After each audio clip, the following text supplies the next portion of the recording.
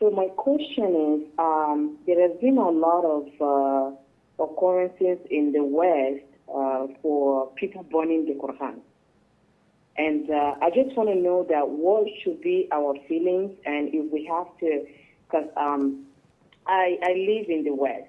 I go back and forth from here, and I do know a lot of people that do not believe in God that could do something like this. So if we're close to someone or we live around people that want to do something like this around us, what should be our reaction? First of all, it is a heinous act to disrespect any scriptures of religion, because Allah ordered us as Muslims not to insult the idols they worship if that would lead for them to insult Allah Himself. So it is a despicable act to do. Nevertheless, how many copies of the Quran do we have? Millions and hundreds of millions, if not billions. What happens if we have a damaged copy of the Quran? How do we honor it? In order to get rid of it, we either shred it beyond recognition or burn it. So we ourselves consider burning the Quran honoring it. Of course, this disbeliever, this kafir, is doing it to insult the Quran. He's doing it to humiliate the Muslims and provoke them.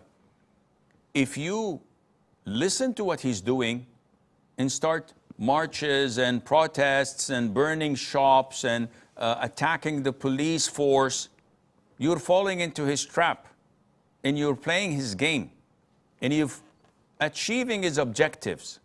Rather, turn the table in his head. Don't do anything. Just say that this is despicable, this is a heinous act, this is a sign of being primitive and uncivilized. Full stop. Are we angered by it? Definitely. But there's nothing more Islamically you can do. A sister from Sweden asked me today about one of the big masjids in Sweden, and the imam said that we are calling for a protest in front of an embassy in Stockholm or whatever to protest and demonstrate against the burning of the Quran. This is not permissible outside of the masjid, let alone in a khutbah al-Jum'ah addressing the people. This is not permissible.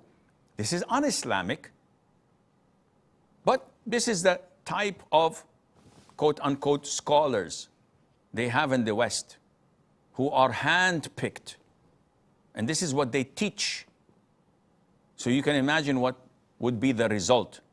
Next week, when they do this demonstration, few hooligans would infiltrate the crowds, killing a police officer, burning a car, destroying property.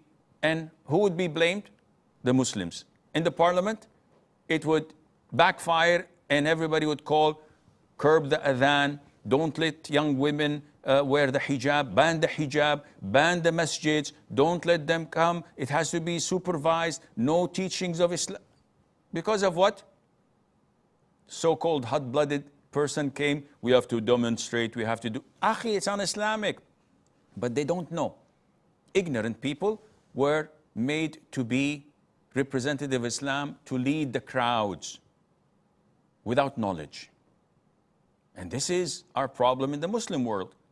When you go to countries in the subcontinent, without naming names, you find marches in the hundreds of thousands, in the millions, protesting over an apostate, on burning the Quran, on this, on that. MashaAllah, they're so hot-blooded, they love Islam. What happens in the process?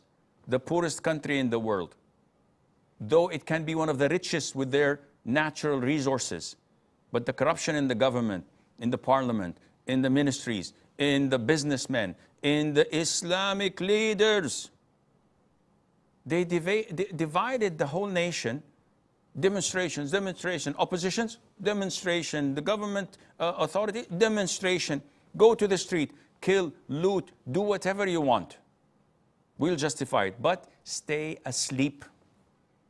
Don't progress. Don't evolve. Don't become a nation that leads others. Rather be followers of Tom, Dick, and Harry. So this is problematic.